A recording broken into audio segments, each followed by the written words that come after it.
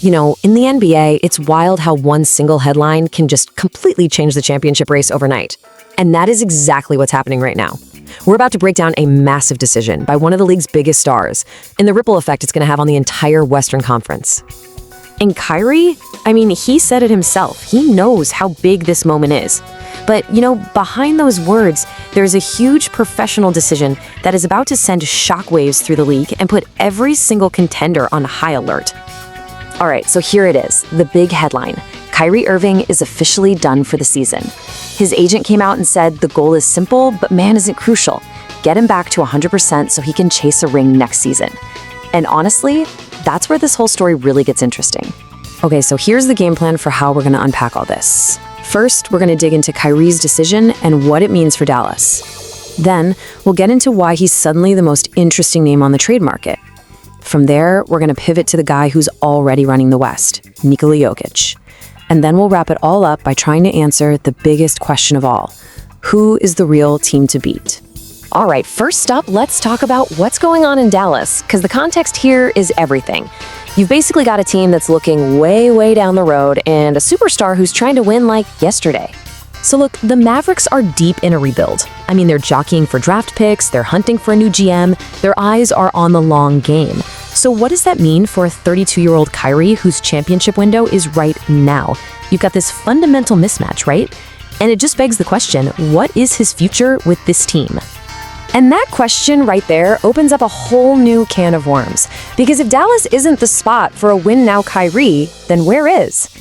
This is where things start to get really fun. So let's just put it out there, right? Is sticking with the rebuilding Mavs team really the best move for Kyrie if he wants another ring?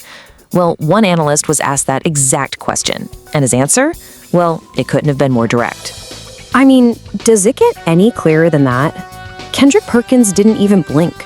And the logic behind that instant no is, well, it's pretty solid when you think about it. And this right here is the heart of the problem. It's like two cars on completely different roads. Dallas is playing the long game, planting seeds for a future forest. But the real contenders, they're not planting anything. They're trying to win it all, right now. It's a totally different mindset, a totally different timeline. And that's why, as Perks said, a healthy Kyrie is basically eye candy for any team that thinks they have a shot at the title. And he named two teams specifically that should be on the phone right away: the Minnesota Timberwolves and the Milwaukee Bucks.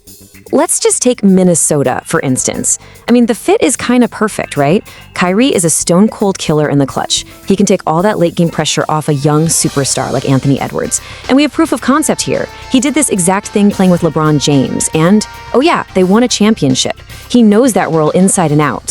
So, okay, while the whole league is buzzing about where one superstar might end up, there's another one who's making it impossible for us to look away from where he is right now.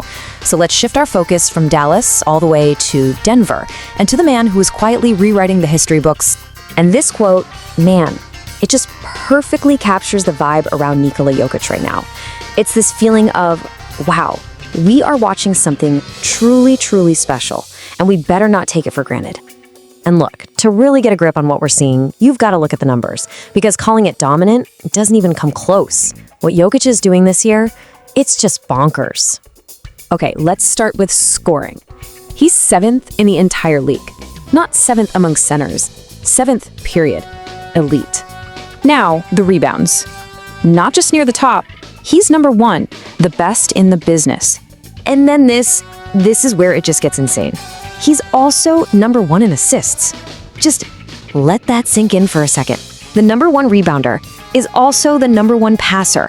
A center is the best playmaker in the entire NBA. That's just not supposed to happen. And it's not just the big flashy numbers. It's the mastery of the game. He's led the league in post-up scoring for 4 years straight. 4! But here's the kicker. He's not just staying put. He's getting better. He's shooting a career high from 3.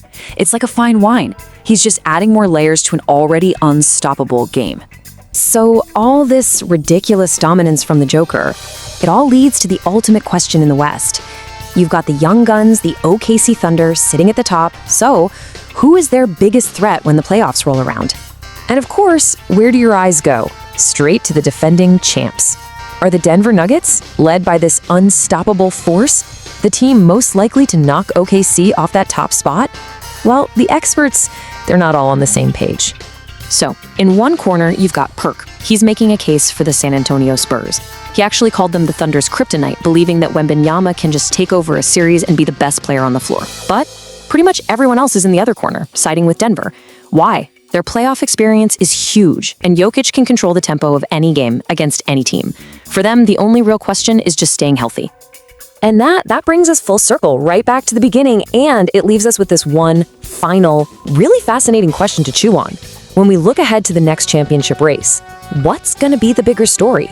Is it a healthy Kyrie Irving potentially landing on a new contender and just blowing up the whole landscape? Or is it the unbelievable, historic dominance of Nikola Jokic just continuing his reign in Denver?